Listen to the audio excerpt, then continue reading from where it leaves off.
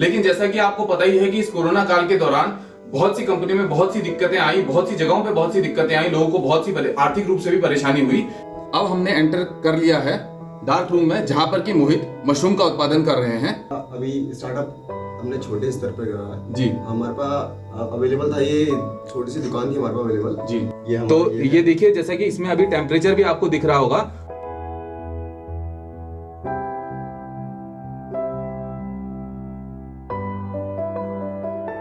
दोस्तों, इस वक्त हम मोहित के घर के बैकयार्ड में हैं और यही वो ड्रम है जिसमें कि मोहित ने सारे भूसे का ट्रीटमेंट किया था। जननी जन्म भूमिश्च स्वर्गादपि गरीयसी, अर्थात जननी माता और जन्मभूमि का स्थान स्वर्ग से भी श्रेष्ठ एवं महान है। नमस्कार दोस्तों, मैं हूं मोटिवेशनल स्पीकर कुलदीप और सर्वप्रथम मैं आप सभी को उत्तराखंड राज्य स्थापना दिवस की हार्दिक शुभकामनाएं देता हूं। दोस्तों, इस वक्त मैं मौजूद हूं हल्द्वानी के मोती नगर इलाके में और आज हमारे साथ दो बहुत ही खास मेहमान हैं। एक है मोहित बिष्ट और साथ ही मौजूद है हमारे दीपक राठौड़ जी। इन्होंने इस कोरोना काल के अंदर एक नया स्वरोजगार शुरू किया है। सर्वप्रथम मैं मोहित जी, आप हमारे दर्शकों को अपने बारे में कुछ बताएं। मेरा नाम मोहित बिष्ट है, मैं इलेक्ट्रॉनिक्स से डिप्लोमा किया है। मैं एक प्राइवेट कंपनी में जॉब कर रहा था पहले। अभी कोरोना काल के बाद मैंने अपना खुद का रोजगार शुरू किया है और मैं भी मशरूम उगा रहा हूँ। और मेरे पापा ने बताया था ये कि मतलब ट्रेनिंग आई है और मुझे करने का लेना चाहिए था। तो कहाँ से मोहित आपने ट्रेनिंग की इसकी? ये हमारे पे यहाँ पर जीतपुर नेगी पे एक संजय जी हैं जी। वो ट्रेनर इन मशरूम उत्पादकों के जी।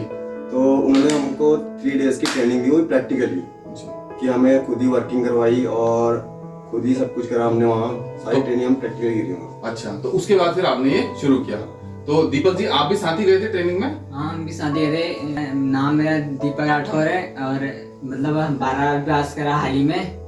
तो अभी इसी मतलब थोड़े ताऊ ने बताया था कि यहाँ मशरूम का वो हो रहा है, थोड़ा सीख लो करके हम गए थे, साथ में गए थे, सीख के आए।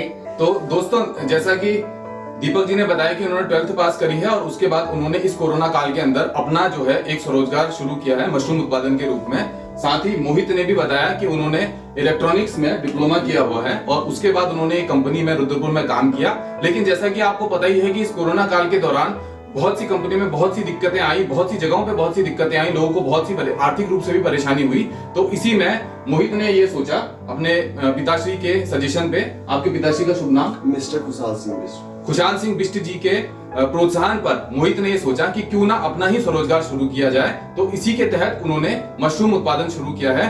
तो आज की इस श्रृंखला के अंदर हम आपको बताएंगे कि मोहित ने कैसे इस मशरूम उत्पादन को शुरू किया, इसमें क्या क्या चीजें लगती हैं, क्या क्या संसाधन लगते हैं और उसके बाद उत्पादन के बाद में इसे कहाँ बेचा जाता है।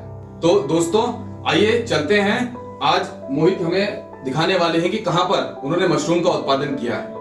अब हमने एंटर कर लिया है डार्क रूम में, जहां पर कि मोहित मशरूम का उत्पादन कर रहे हैं। तो सर्वप्रथम मैं मोहित आपसे यह पूछना चाहूंगा कि आपने किस तरह से शुरुआत करी?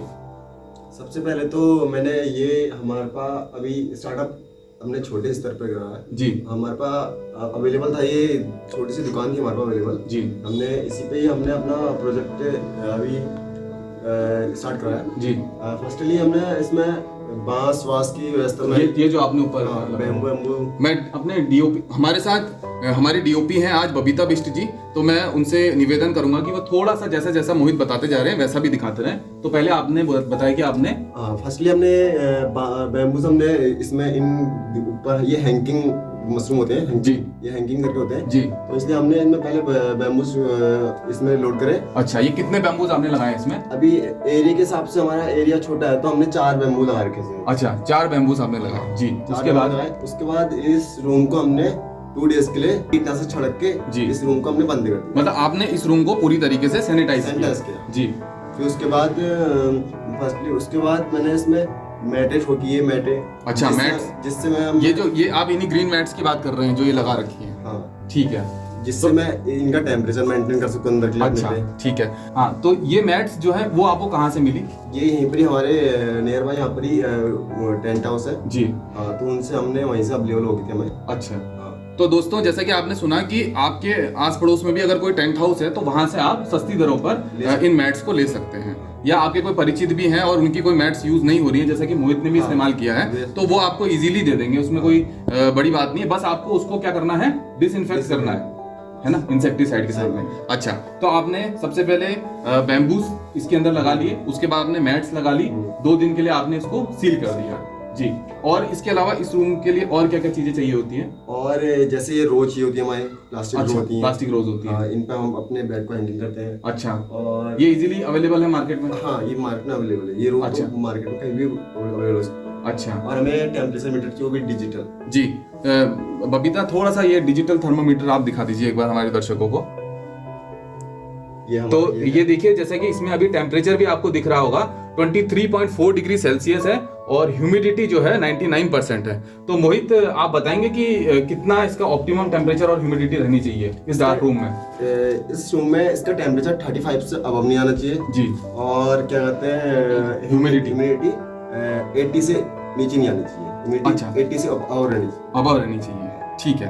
और इसके अलावा ये बैग्स जो हैं ये कहाँ से मिल जाते हैं जिसमें आपने मशरूम्स? ये मार्केट में किसी पॉली जहाँ पॉली का काम होता है, मतलब हार्डवेयर शॉप में जी, वहाँ अवेलेबल हो सकती है। अच्छा, तो अभी तक जैसा कि मैं समझ पाया हूँ कि बैम्बूस, उसके अलावा मैट्स, बैग्स, और ये आपने बताया रोप्स, और इसके बाद स्पॉन भी चाहिए होता होगा इसके लिए? स्पॉन, हाँ जी। तो स्पॉन आपने किस रेट पे खरीदा है? स्पॉन ये हमने पंतनगर से ही इसका वो होता है, अवेलेबल होता है जी। तो ये तो कितने रुपए केजी?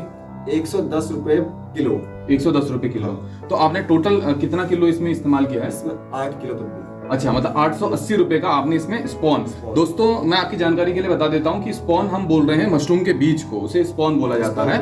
और 880 रुपए का स्पॉन जो है मोहित ने यहाँ पे इस्तेमाल किया है। तो कितने बैग्स आपने मोहित यहाँ पे लगाए हैं? मतलब करीबन 65 लगाए थे हमने यहाँ। अच्छा, 65 बैग्स जो है मोहित ने यहाँ पे लगाए हैं, ठीक है। तो आपने कुल मिला के ये जो 65 बैग्स यहाँ पे लगाए हैं, इसके लिए कितना भूसा आपने इस्तेमाल किया?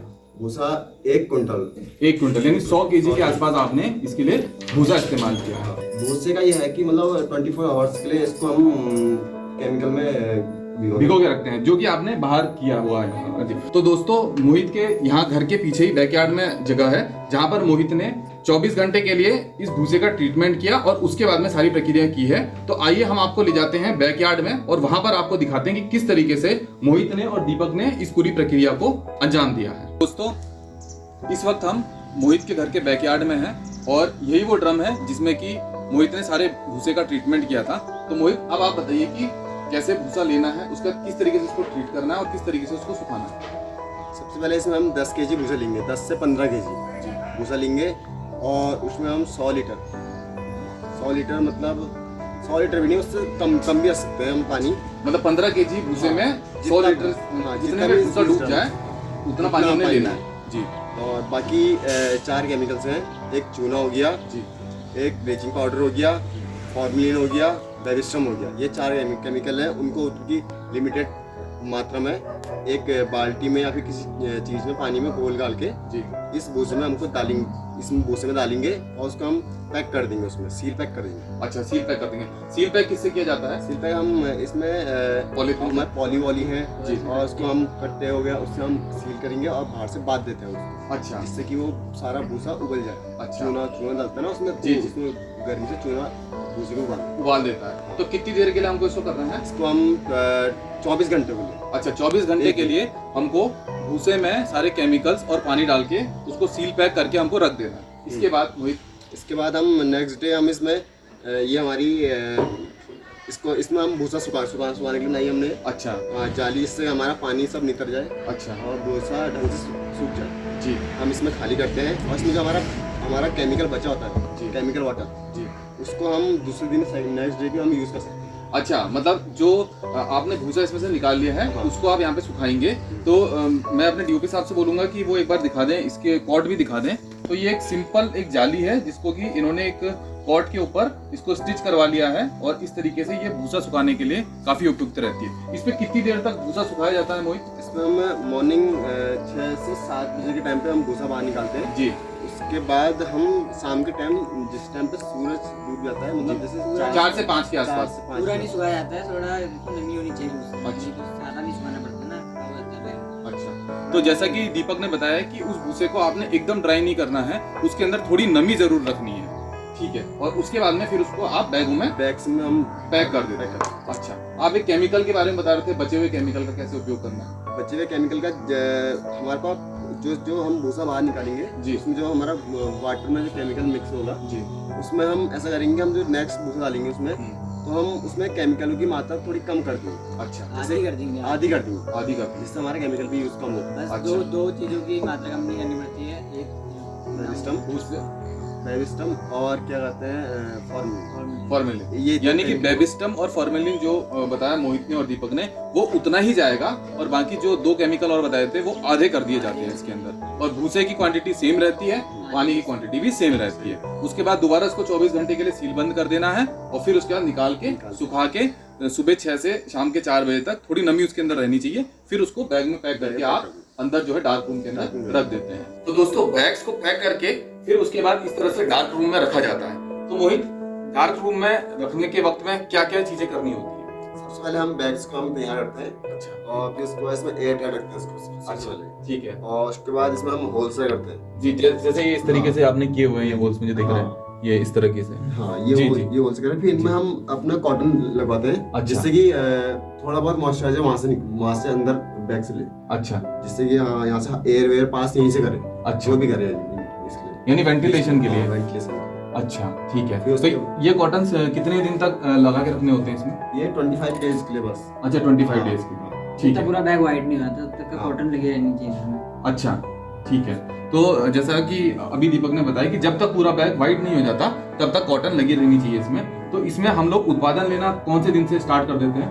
मतलब 25 डेज के बाद इसको हम डार्क रूम से बाहर करते हैं, मतलब इनकी रुइयां हटा देते हैं, हम कॉटन रोल हटा देते हैं। अच्छा, और फिर इसके बाद इसको हम पानी देना स्टार्ट करते हैं। तब तक हम पानी नहीं देते हैं इसको। अच्छा, इसको हम पानी देना स्टार्ट करते हैं जी। और उसी टाइम पे ये क्या कहते हैं, इसको हम डार्क रूम से बाहर निकालते हैं। अच्छा, ये उत्पादन देना स्टार्ट करते हैं।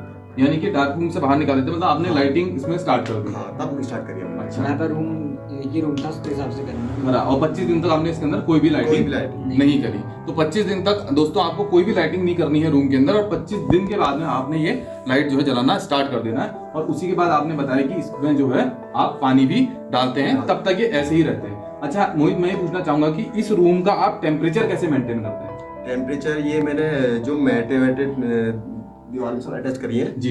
इन पे जब time to time temperature check करना पड़ता है। और अगर टेम्परेचर हाई हो गया जी, तो इसमें मैं पानी का छिड़काव घर से अपना संसाधन यूज करके मोटर ऑन करके अच्छा, पाइप से हम इसमें फिर पानी वानी छिड़काव करते हैं। अच्छा, जिससे मैट्स आप भिगा देते हैं हाँ, इसमें? भिगा देते हैं। अच्छा, जिससे कि टेम्परेचर इसका मेंटेन हो जाते हैं। तो दोस्तों, ये तो हमने आपको बताया कि इसके अंदर क्या क्या चीजें लगती हैं। हाँ, एक चीज का मैं प्राइस पूछना चाह रहा था कि मोहित, आपने बोला कि आपने 100 किलो इसमें भूसे का यूज किया, तो वो आपने मार्केट से लिया होगा, तो कितने रुपए का लिया वो 600 रुपए कुंटल के हिसाब से मैंने मार्केट से खरीदा? ठीक है। तो जैसा कि आपको पता चल गया है कि अब मशरूम उत्पादन के अंदर क्या लागत आती है और किन संसाधनों का प्रयोग किया जाता है, तो अब मैं मोहित से यह पूछना चाहूंगा, और दीपक भी मुझे ये बताएं कि ये जो हमने मशरूम उत्पादन कर लिया है, इसके बाद आप इसको कैसे सेल करते हैं? मैंने अभी इस टाइम पे मशरूम के 200 ग्राम के बैग्स बना के हैं, जो 50 रुपीज के हैं। अच्छा, तो मैं इसको अभी तो गांव में भी मेरा निकल जाता है। अच्छा, और मार्केट भी, मंडी में भी जाता है। अच्छा, और बाकी जो हमारा जो बच जाता है, जो इधर उधर मार्केट इधर उधर से बच जाता है, जी, तो हम बाकी अपने सर को दे देते हैं, जो हमारे जैसे हमने ट्रेनिंग अरे जहाँ से हमने ट्रेनिंग ली। हाँ। तो दोस्तों, जैसा कि आपने देखा कि मोहित जो है वो छोटे छोटे बैग्स बना के उसको जो है वो सेल कर रहे हैं, साथ ही मंडी के अंदर भी बिक जाता है, और जो जहाँ से उन्होंने ट्रेनिंग प्राप्त की है वहां से भी मार्गदर्शन मिल जाता है कि ये कहाँ पर बेचा जा सकता है, इसको किस तरीके से आप सेल कर देते हैं। क्योंकि जब भी कोई नई चीज करना शुरू करता है तो सबसे पहले सबके मन में यही होता है कि हम कर तो देंगे शुरू, लेकिन वो बिकेगा कहाँ पर। तो मोहित ने और दीपक ने काफी अच्छी तरीके से बताया है कि किस तरीके से उसको हम जो है मार्केट के अंदर बेच सकते हैं और बाकी जगहों पर भी सप्लाई कर सकते हैं।